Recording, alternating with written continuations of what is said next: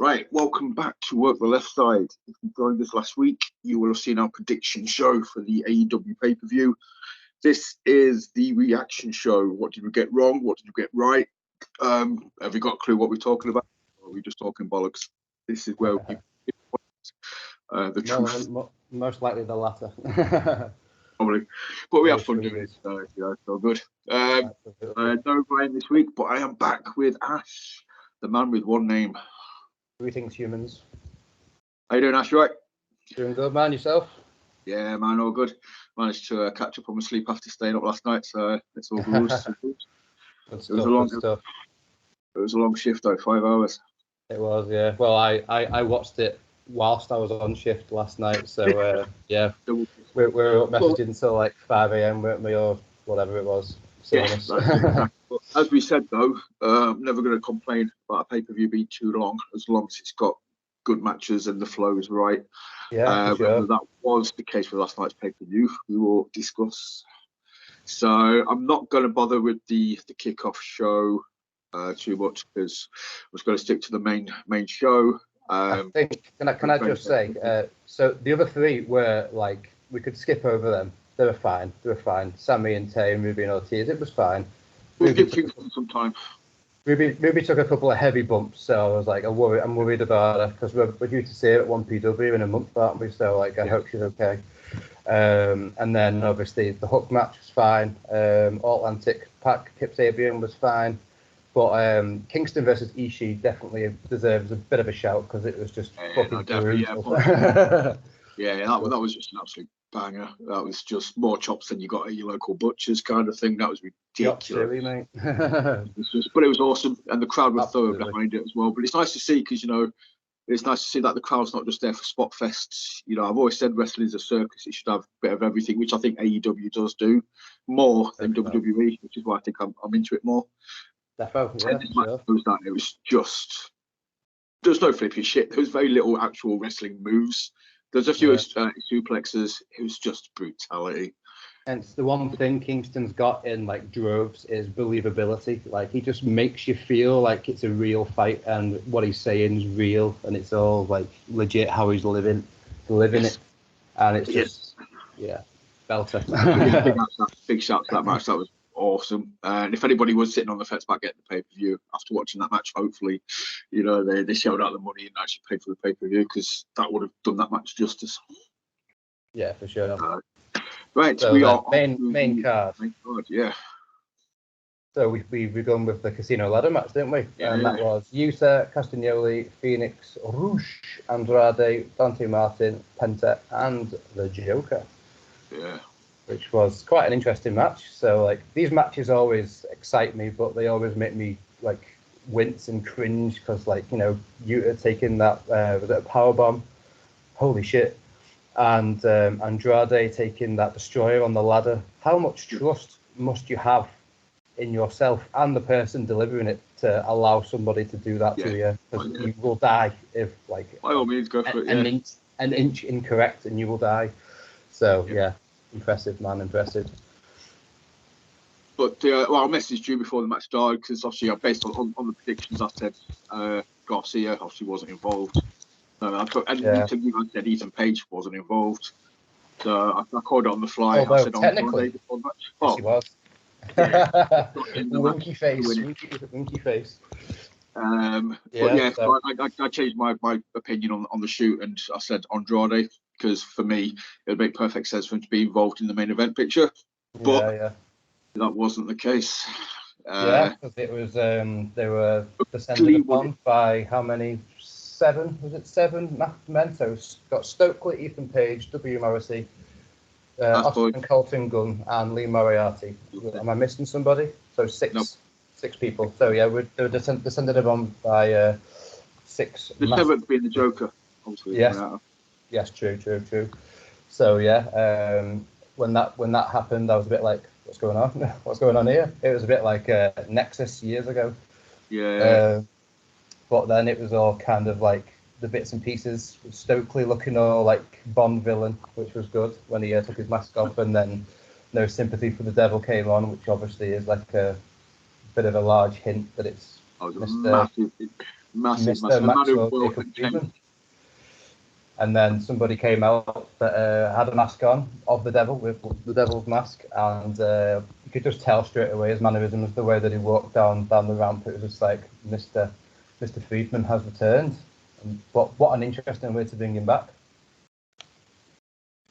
It's yeah, I like the way they kind of made it.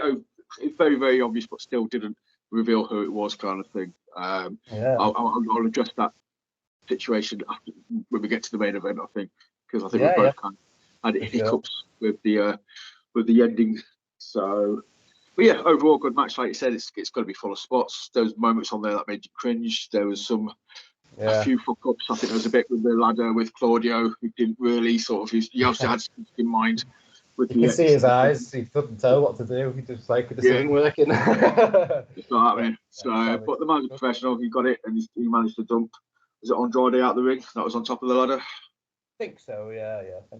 So managed to drop that. Obviously, Martin got his 2 or 3 minutes of move. Kid's awesome. They did what I call the Shelton Benjamin spot. Or the coffee. But go on, sorry, say that again. I was just saying, Dante Martin got his like 3 or 4 minutes in the match when he came in. Shelton Benjamin. So yeah, that's what I'd call it the Shelton Benjamin or the Kofi Kingston. Oh, I see what you mean. I thought you meant they did a spot because it kind of cut out a bit. I thought you meant they did a spot that reminded you of Shelton Benjamin. Right, my mistake. Sorry, dude. No, he had like 3 or 4 minutes of just hitting like bop, bop, bop, bop, bop, bop, bop, and that was it. Yeah. So, but yeah, overall good match. Fine. Wasn't the best ladder match. Saved its purpose. Yeah, saved its purpose, which is obviously like what was going to happen towards the main event and stuff. Yep. So the next match was the trios title final between the Elite and Dark Order and Mr. Page of the Hangman variety. Well, we both predicted Dark Order for this because we thought, they need some love. It'd be nice to put the belts on them. I didn't really want to see it on the Elite because it's the Elite that don't need them, and you're going to get the haters from you being like, "No, it's the Elite. Of course, they're going to win it." So I think it would have just been a nice touch to have the Dark Order win. But regardless of the result, I did feel like the Dark Order needed lifting, and the Elite don't need them. But I also kind of knew the Elite were going to win because it's the Elite, man. They just are. They are what they say. They are the Elite. And Kenny Omega looked shredded, by the way. Absolutely shredded. Like he had no compression suit on or whatever. Looked good. I wasn't overly happy with the result. I'm not taking anything away from the match. The match was outstanding. It had story to it. It had moments. Had awesome sequences. Good psychology. Everything about the match was just absolutely on point. I get chills every time Kenny Omega comes out, man. Like seriously, I've missed him. I've missed him terribly. Like the whole kind of like the build up, and Justin Roberts is doing like the Kevin Nash's favorite wrestler.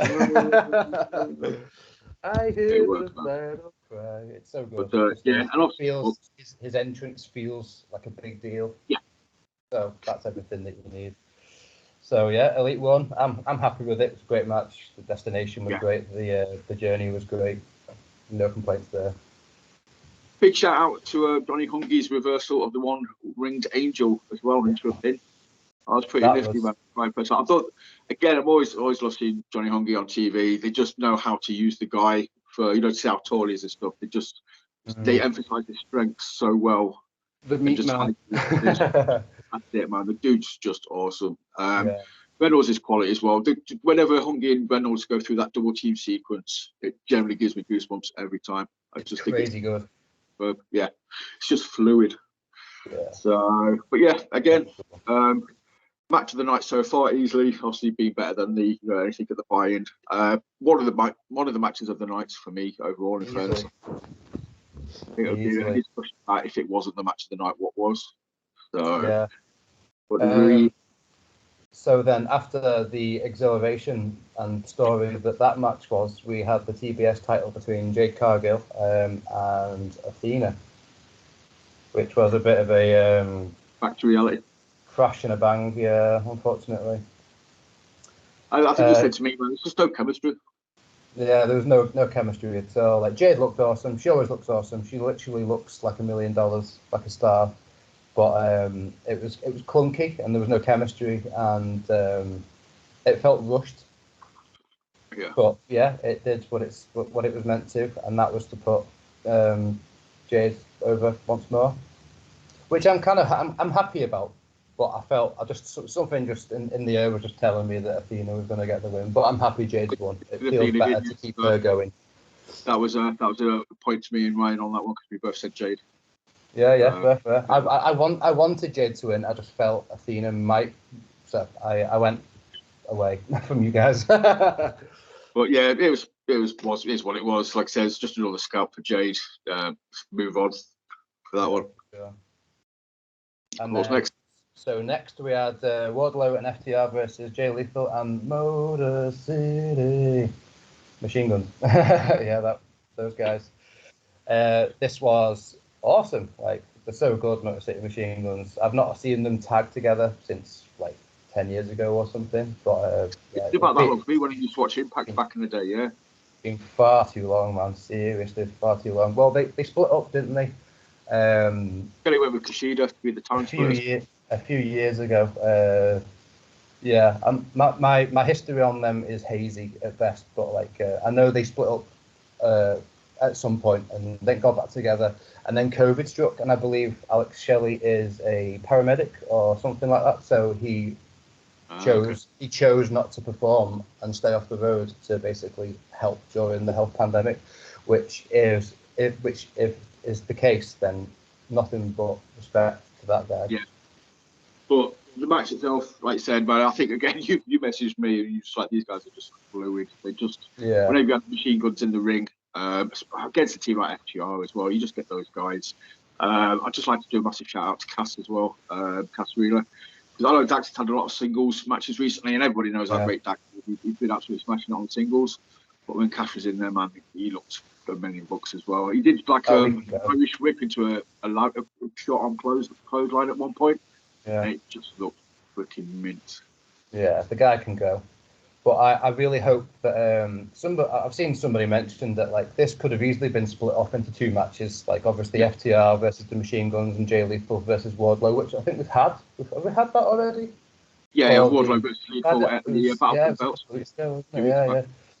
So basically, I just want the tag teams of this match to just have like a half an hour absolute banger on Dynamite. I need it. Please give it to us, Tony Khan. Well, not done. Just have it build up until the next pay-per-view. Just have them go for the titles. Put the Impact titles on Machine Guns, and then have FTR take them belts, and then can be carrying 4 belts. Then they can be the Impact champs as well. 8-star FTR.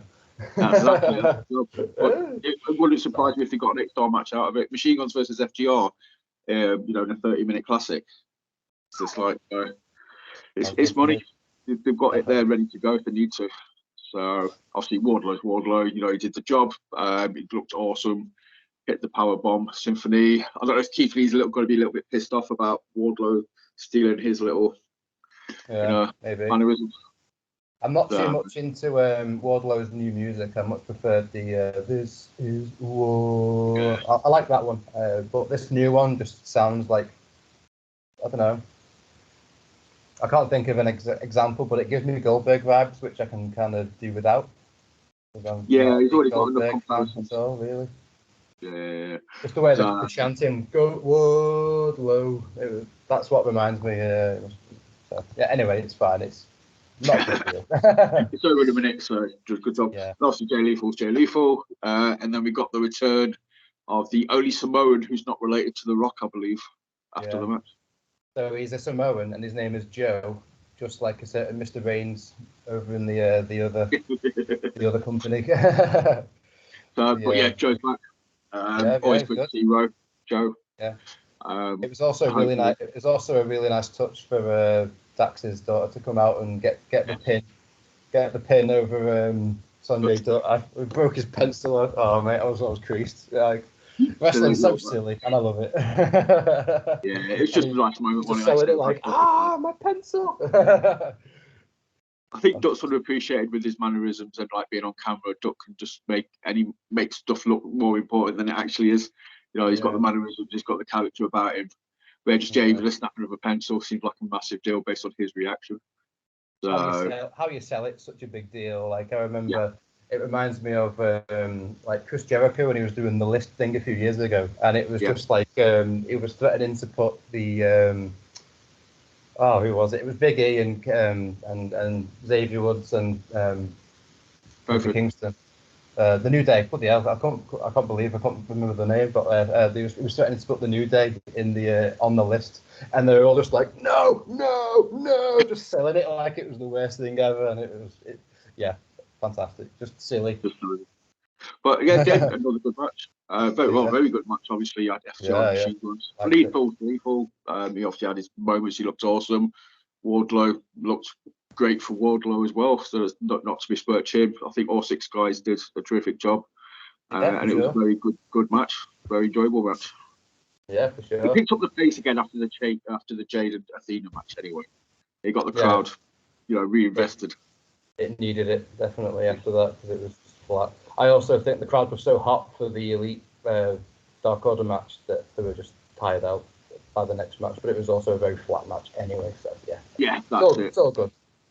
So what was next? And then next was Ricky Starks versus Powerhouse Hobbs, which we all got right, saying Hobbs for the win. But I thought the match itself was just way too short. But it did also. Like they booked 11 matches on a 4-hour pay-per-view, and it's like, oh shit, here we go. This should have been a 20-minute match for me. It just makes, or like I sort of said, if Hobbs wins, well, which we did say that, but Starks needed to be protected. Yeah, he wasn't. He just got absolutely squished. Got mangled in about 6 minutes, didn't he? So I mean, like we said, Hobbs for the win made sense, and make Hobbs look like a powerhouse, and that's exactly what it did. So I guess it's fine. But I always want to see more of Starks, so hey, it's okay. It's fine. The deal from this could be obviously babyface Starks, obviously holding hands up like, the Batman run. But I'll learn from my mistakes, and then he'll come back and he'll whoop him next time, kind of thing, and it'll just be kind of like, okay, there we go, that's it, job done. For sure. So, but Hobbs is, like I say, Hobbs is that looking spine buster. It's up there with Arn Anderson's, normally when Hobbs hits it was a little bit overshot it last night because I think the speed Starks was going. I think Hobbs struggled to kind of plant it right, but normally that spine buster looks absolute money. Yeah, it's like a total wipeout, isn't it? To be fair, I'm a big fan of that spine buster, but I will say that Ron Simmons or Farouk, depending on how you know him, like his spine buster is the best ever. Just picks you up and throws you down like a piece of shit. And then he looks at you like on the mat, like, really? Just brute force, man. It's just awesome, like, it's just like, it's an insult to even be in the ring with him, kind of thing. It's actually, like, no. How dare you? So 6-minute match. It got Hobbs over big time. We'll see what happens to Starks now going forward. Yeah, for sure.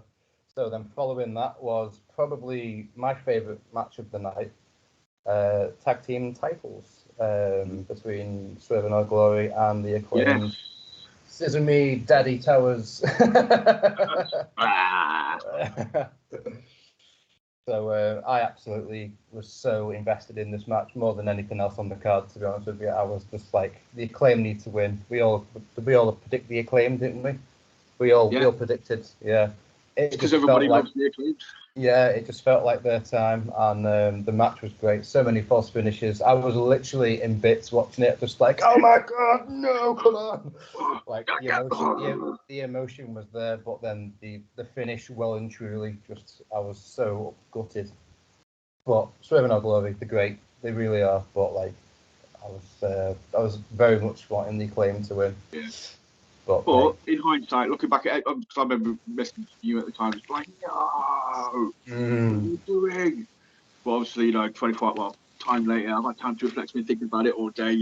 Again, fantasy booking, as you do. Obviously, they planted loads of seeds. Keith Lee hit Swerve, Swerve hit Lee, Keith Lee scissored, Billy Gunn afterwards, you could see his swerve's eyes. Swerve did seem to approve, did he? Yeah. So exactly. There's nuggets there to take away. And somebody's mentioned, like, I was scrolling through like comments and stuff on Instagram. Not always recommended, but you know, someone had said that Grand Slam, Dynamite Grand Slam, is coming up in a few weeks. Okay. So maybe a potential rematch there. Maybe it could be the Thunder Rosa Britt Baker scenario all over again when we was adamant, you know, that Thunder Rosa was going to beat Britt at the pay-per-view. She didn't. Then she won it a few weeks later in the cage match on Dynamite. That was the hometown, wasn't it? Where are the Acclaim from? Are they both from wherever? I can't remember where Grand Slam is being held, to be honest with you. So I couldn't say, dude. I think we're going to have a similar situation to that. I think the Acclaimed will have it within the next 4 weeks. I hope so. That would be awesome. I'll be so happy for them. But they're selling everything, man. Just like, you know, the whole. Yeah, Owens' injury, I thought was legit, man. Bowen's got dodgy knee. You know, they were still saying beforehand about how he always let his partner down with his body injuries and stuff. And like, his leg went early on in the match, and it's like, you know, selling his leg. He had me hook, line, and sinker. But it's throwback as well. I don't know if it was intentional, but there was a definite John Cena moment for Max Caster when he went to pick Keith Lee up first, couldn't do it, and then later on he managed to get him up on the shoulder, and he looked like he was going to do an FU. It reminded me of John Cena versus Big Show when John Cena was about to win the US title when he was literally brand new. Yep. WrestleMania. It was a long time ago now. I can't remember, maybe 2004 or maybe a bit later. It was WrestleMania 20, so I think 2005. Yeah, something like that. I remember that for sure. But that's what it reminded me of. I got the exact same thought, dude. So yeah, right there with you. Sweet. But yeah, awesome match. That's, like you said, that's up there with the trios title for a match of the night contender. Oh, easily, yeah, for sure. So much talent on display. It was ridiculous. After that, what match had the duty of following that one? So it was the interim, a word I can do without hearing for a long time after Rosa's back, and it's also so the interim women's title 4-way between Shida, Britt Baker, DMD, Jamie Hayter, and Toni Storm. So yeah, it was the curse of the women's matches, man. The last women's match had to follow obviously the trios title. This women's match had to follow the tag team titles, and like you sort of said to me, the crowd just didn't seem up for this match that much. Again, I don't know if they felt it was because they were so burnt out from the last match. They were exhausted, man. You could tell. Yeah, I messaged you and said they're just so quiet. Nothing's happening here. But match was fine. Hater was getting a lot of love, man. Yeah, Hater got a lot of love. She's got a face turn hugely behind. Yeah, she's going to face turn soon, and obviously they were planting seeds about falling out with Baker because Baker, obviously, Hater was about to win, and then Baker pulled her off the pin, and then the referee out, didn't she? And then she got clocked and was about to be was laid there, and Baker tried to pin her. So it is literally about to fall down very, very soon. So that's interesting. But yeah, I think Toni Storm should have won and did win. So hell yeah, good on her. Yeah, no, definitely. I mean, I can't knock anyone who sort of like, you know, it was her idea. Well, it's just her belief in herself that made her leave WWE. She had, you know. She was in the main event picture at the time, but she knew that she was never actually going to get put over or be the champ. She's like, right, I'm out. You know, I believe in myself that much that I'll leave, and you can't knock her. And this justifies, you know, the decision to do so. So yeah, good on her. Awesome, man. So the following match was Jungle Boy versus Christian Cage, which was a bit of a weird one. But apparently Christian is injured, like legit. Right. So I'm not sure whether it's his elbow or whether that was just like a distraction or whatever for the story, but apparently he is legitimately injured and quite badly. So something had to be done to make this a very, very quick match. And the whole Luchasaurus. Did you call Luchasaurus turning back again? I'm sure I've heard you say that, or maybe someone else that I've spoken to. I might have done, just as a bit of a piss take. But yeah, it might have been a double cross kind of thing. But I still thought Jungle Boy was going to win. You know, regardless, that was still my money. You know, it's like, but if Christian's injured, there's nothing you can do about it. At least to put the match on. It'll carry on now forward. which I don't mind. You know, I'm never going to grumble about seeing Christian on my TV.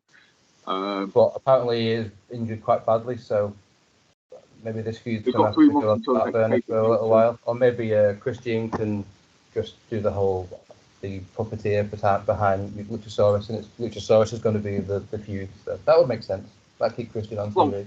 That's it for the next few months. Jungle Boy versus Luchasaurus can be the build until Christian's fit again. You know, the pay-per-views are every 3 months. That's a good thing about doing a pay-per-view every 3 months. Well, it gives you time to heal. If somebody's carrying an injury, it gives you time to, you know, try and recoup, depending on obviously the seriousness of it.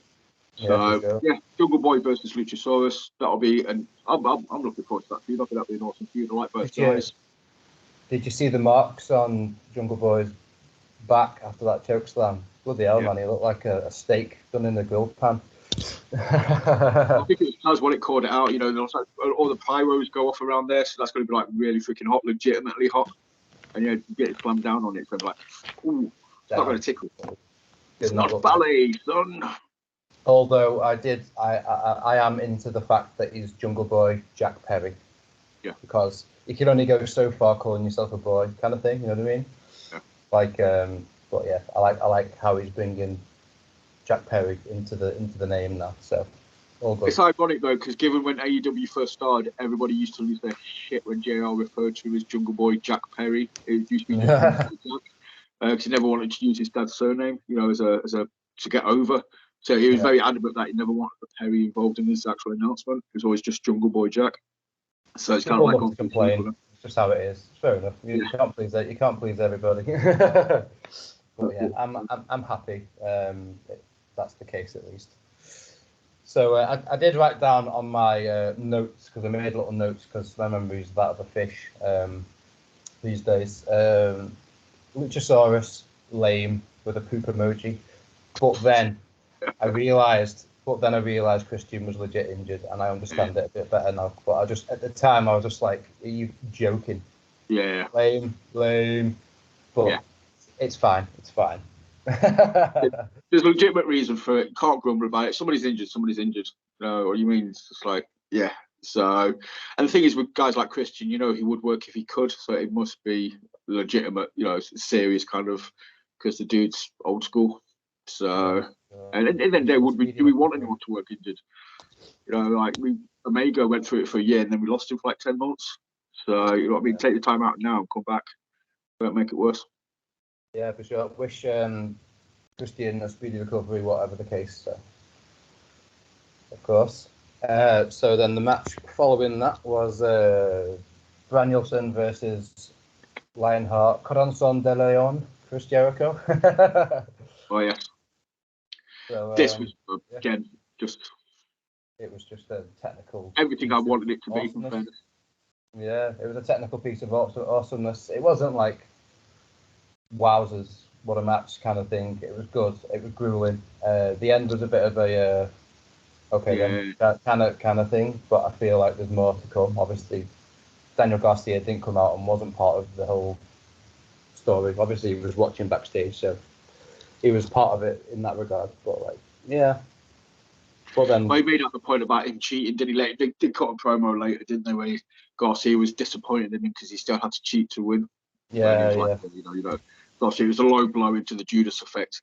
Like I say, it felt very sudden, but that's kind of how they built the Judas effect up. Like if it's hit, that's it. It's done. You know, you can be hit suddenly, like 1, 2, 3, go. That's it. Yeah, for sure. So the ending felt like a means to an end, because obviously there's more to come with the whole Garcia custody. But Jericho looked good. Jericho, like I said, it wasn't a technical. It wasn't a 5-star match, but Jericho and Danielson looked very fluid, very smooth. Guys have got chemistry. Best in the world. So yeah. Yeah, exactly. And it still goes to show. I mean, Jericho's like what, 49? It's ridiculous. He's 50s now, isn't he? I think he's 50s now. Fucking ridiculous, man. It's still, it still amazes me. I know the guy's got his haters, but he is legitimately building up a case to be the greatest ever through match quality, changing his character, keeping himself on top of the game. Multiple companies. What's that, sorry? Multiple companies, literally changing the game, going over to Japan and was there from the start out with AEW.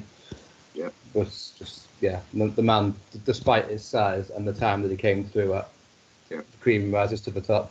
So, exactly. Very much so.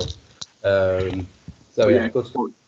Very, very good match. Like I said, potential to be a match of the night, but it wasn't. But it was more of a story-driven match. Like I say, it's leading somewhere. So for sure, man. We'll give it a pass on that one. Still a very good match. They're definitely worth watching. Definitely. Next one. The trios, was it the House of Black versus King Darby and Milo? So I enjoyed this. It was okay. It wasn't like amazing, but I was also wavering a bit at this time because I was really tired. So I feel like I also might have blinked, and when you blink and you fall asleep and you wake up like 2 or 3 minutes after. So I need to go back and watch this again. But from what I saw up until that point, because I honestly do think I fell asleep for like a couple of minutes because I was a tired boy. It was okay. It wasn't the best. I think it was okay. You know what I mean? A match with Miro and the House of Black in it. Sting and Darby, even all 6 of these guys should be having way above average matches, very good matches as a minimum. For me, it should have been a singles match between Malachi and Miro. It should have been. Like, I like all the guys involved. I'm not big on Darby, whatever. But I just feel like a singles match would have just been outstanding. And so it would have been awesome because you would have got to see Black's technical ability, and the guy is a technical wizard. He doesn't show, but he's got it in his he's got it in his bag when he needs to use it. The guy can mat wrestle. He's technically sound, and he could have reverted that over the strength of Miro. Yeah, 2 of my absolute favourites in the world at the moment, Miro and Malachi Black. 2 of my absolute favourites. They're both so good. What pissed me off about this though was the fact that Miro didn't get the win. Yeah, I agree. Miro being there if he wasn't going to get the pinfall, and he got made to look like a bit of a chump when he's chasing after Murphy, and Murphy whacked him with the bat. That was the last you saw of Miro before the end of the match. Before the match finished. Yeah, I think I might have missed that bit during my long blink. So apologies. I will go and watch that match tonight just to make refresh. Just because I've watched it and stuff. But I'm kind of half reviewing something I've half watched. Yeah. But I do agree. Miro should have got the pin because Darby didn't need the pin. Miro is an absolute behemoth. I said, they need to stop building his momentum now. Because personally, going down the line, like when we get that heel champion after Punk, I want to see Miro go for the title. So they need to start giving him that momentum now, so we can have face Miro going after the world title. Yeah, something down within my mind thinks that Miro is gonna request his release and go back to WWE at some point because. Well, I don't know. He's so desperately underused. Yeah, that's what I mean. That's why they need to get the momentum, give him the title shot. Make him realise that he's actually, appreciated, which he is. Anyway, I mean, I pop every week, whenever Miro's on my TV. It's not every week, Instant smile. I'm just like, hell yeah. It's the whole redeemer character, man, is absolutely boss. But you're saying that about Miro. We're getting, rumours that it's the same with Black as well. Yeah, so apparently I was going to get onto this. So it's not been confirmed yet, but I saw tweets from multiple Brian Alvarez and Sean Ross Sapp from Fightful, reliable sources who were in the building. So when there was a video package for the next match after the House of Black match, Malachi Black blew kisses and bowed to the crowd, which basically looks like he was saying farewell. Now he's hugging the King and Buddy as well. He's kind of like giving them a farewell hug.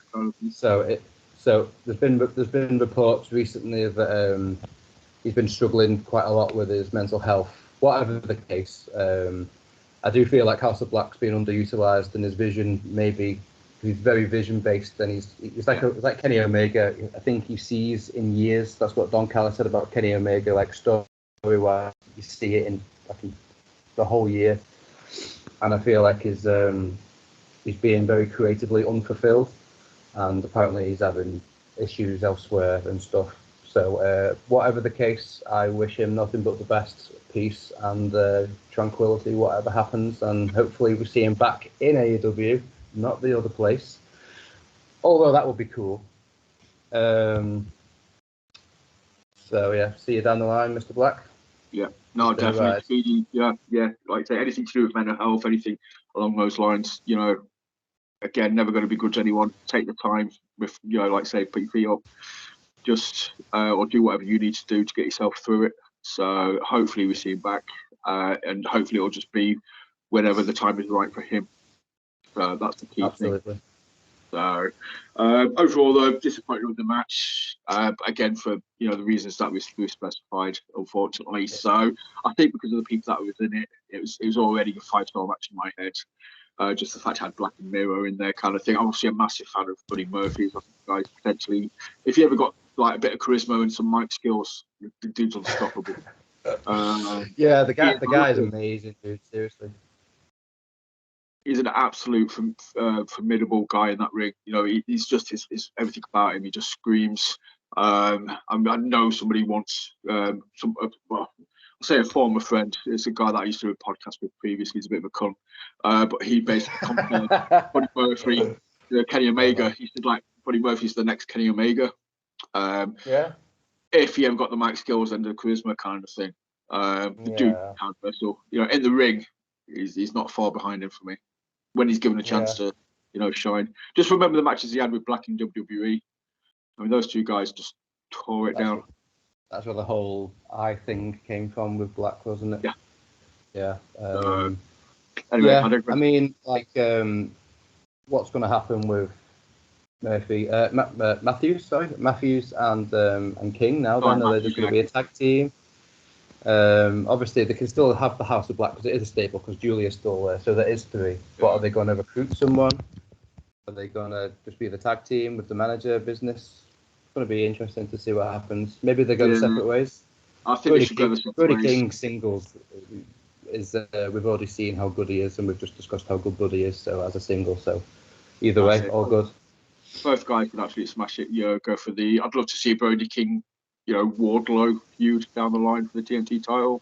I want to see Buddy Murphy Wardlow feud for the TNT title down the line. Sick, man, like Wardlow and Brody King. Hell yeah. Exactly. So it is main event time after that match. I think we needed to pick me up. Yeah, and Mr. John Moxley versus Mr. CM Punk. The crowd was red hot, man. To say that they've been sat there watching wrestling for 5 hours or whatever at this point, they were just on fire. And it was it's Chicago amazing. Though, baby. It's Chicago, CM Punk. It's the hometown kid. Yeah.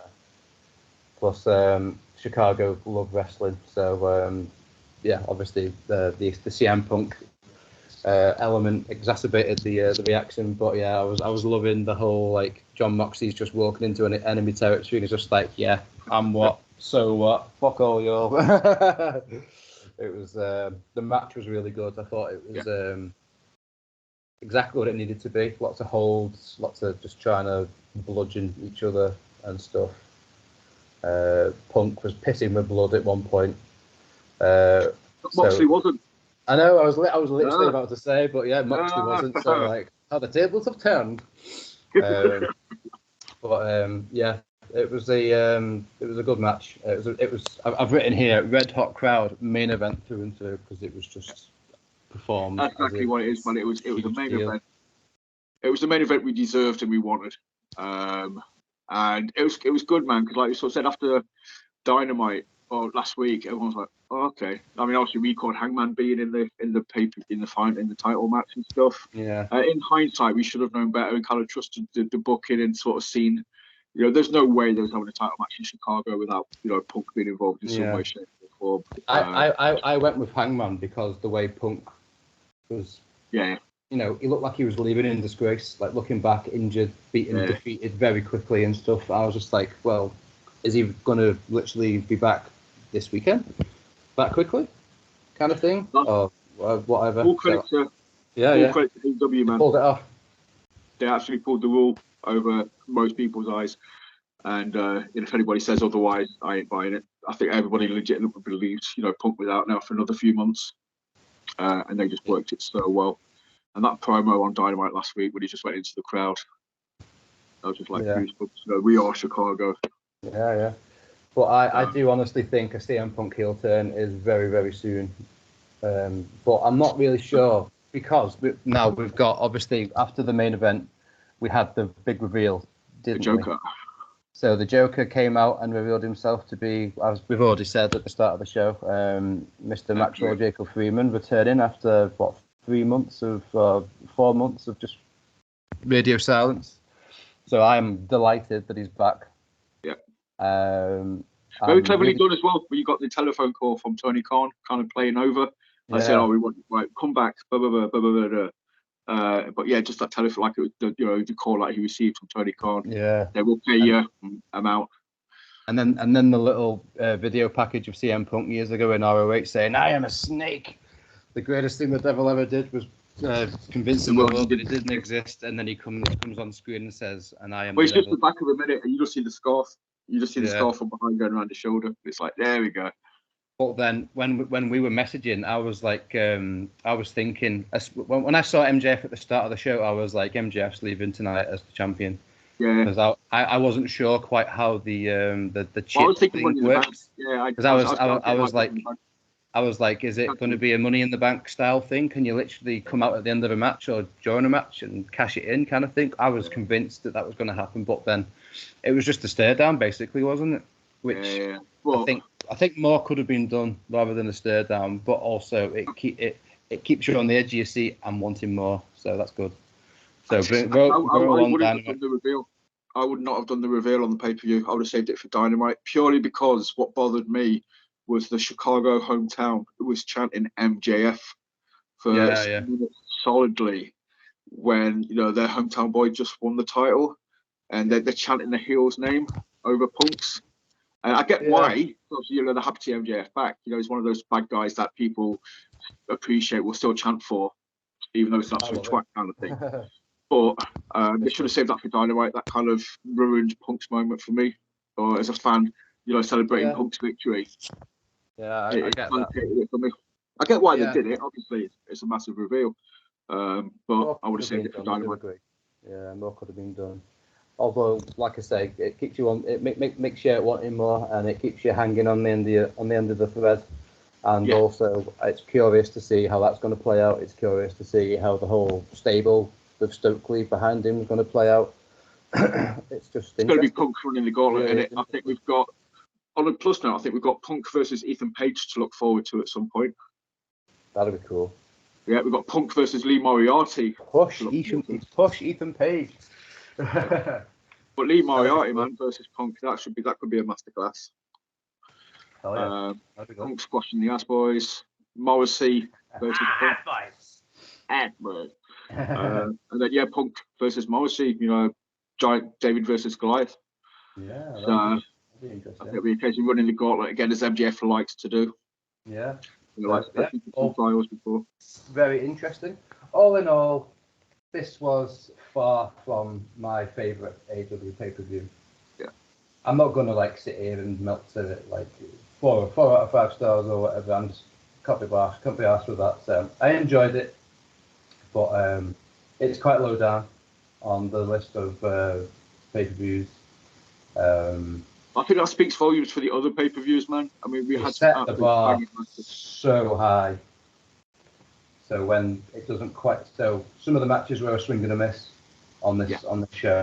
So that's just not every match hit the mark, which is rare for an AEW pay-per-view for me. Normally, I finish watching them and I think every match has done its job. Whereas this one had a couple of misses, so it's in the middle. But an average AEW pay-per-view is still far superior to a lot of other pay-per-views. In my opinion. Most of the time, when I finish an AEW pay-per-view, I mean, we've watched, is it 2 together now? By the time the show's finished, I'm just like, fucking wow, I love AEW. But after last night, even though it ended on a high note with MJF, I felt a little bit disappointed, which is a bit odd, really. Yeah, it's a weird feeling. Disappointed with an AEW pay-per-view before, so it's okay. But like it's because the bar's been set so high, man. There's nothing about that pay-per-view that should really, as a total package, should have been disappointing, because you have the trios title match, you have the tag titles match, you have the main event. You had some, the worst Jericho versus Danielson match. You have the ladder match. I mean, all of those matches. That's a solid 5 or 6 matches. You just had 2 or 3 that just kind of like just missed. Maybe less matches and then more time for other matches to breathe. Yeah, another match was just too many. Yeah, well, including the pre-show, there was 15 matches, which is just mental. Mental. But before we round off, did you catch any of the media scrum afterwards? So CM Punk went on the media scrum. He does like the interview thing afterwards, and basically spent half an hour burying Colt Cabana several times. Whoa. The Young Bucks, both of them, Kenny Omega, Hangman Page, and I think, is there anybody else? He literally went in on them hard, like. And I was sat there when I first saw the headline, which then made me go and watch the media scrum. I was just like, holy shit, CM Punk is just like poison. But then when I was watching it, I was like, is this carefully planned out character work? Or, I don't know, shit's going down, dude. Like, that locker room is apparently not a happy place at the moment, and it's really quite disheartening and a bit worrying. Hopefully it's all BS, but like, if you're not there, you don't know, do you? So all we've got to work off is what people are reporting. Yeah. So that was what is making me think a Punk heel turn's coming down the line, because he is literally alienating himself from everybody and just being an asshole to everybody. One day he's just gonna snap and be like, the ROH Punk, just like the snake, as we referred to earlier, kind of thing. And he constantly talks about how he's there to make money, which is what heels do. Yeah. Obviously, anybody who knows me knows Punk's the reason I got back into wrestling many years ago. So I've always got Punk's one of my top 5. So I hope it is a character work, because I don't want to sort of see him leave again. I'm hoping to see him on the TVs for a few more years at least. But if he's legitimately pissing off guys like Omega, the Young Bucks, and Adam Page, that he's writing his own sort of P45 with the company. Yeah, it's you'll have to find the media scrum. I'll find the link and send you it if you want to. But it is literally the first 28 minutes is just literally him sat there munching on a massive slab of cake from like a local baker's that he puts over, and he's just going in hard on like everybody ever. Although he does put Danhausen over, because apparently he was wearing Danhausen's boots in the match last night. Use my boots, will you, Mr. Punk? That's it. Mr. Todd, Danhausen's just cursed him. He's just turned him into a massive twat. That's the curse of Danhausen. He's CM Punk gives off Bret Hart levels of bitterness. Like the whole 4 out of 10 thing. Yeah. I was watching Clash at the Castle the other night. I'll put one last useless nugget. I was watching Clash at the Castle the other night, and it goes to Bret Hart in the front row. Obviously, refer back to the SummerSlam 30 years ago with Davey Boy, and he just sat there looking so like not bothered and just disinterested, just like it's Bret Hart. And it's just so. I'm here because they pay for me. So typically Bret Hart, like he looks so underwhelmed by everything. And do you remember seeing the whole 4 out of 10 interview thing years ago? Wow, he just literally, it was hilarious, so funny. Yeah. But anyway, I'll start watching there. Dude, thank you so much for joining me on this one. I don't think we did too good predictions, although we kind of dropped off of actually giving the. I think we all said Danielson to win, not Jericho, so we got that wrong. Also, we did predict the Punk Moxley one because we didn't know it was happening. But I think I actually think we called House of Black to win, just to keep the feud going, if I remember correctly. So Yeah, I think it was a bit off our game. But like you said, it's good to get it wrong sometimes because it means it's not overly predictable and it keeps us guessing. Absolutely. I like to get results wrong, so it's always like, oh, okay, is it gets a reaction out of me? Okay, so well, fair enough. Yeah, for sure. And roll on Dynamite on Wednesday. Oh yes, definitely. Thursday morning. Yeah. So I'd be quite happy if Dynamite's just MJF and Punk, and MJF's boys and Punk just staring at each other for 2 hours. No, just a gauntlet. Just have Punk in like 6 matches on Dynamite, and just have him go through all of them. That'll do me. So yes, dude, thank you so much. Everyone, thank you for watching.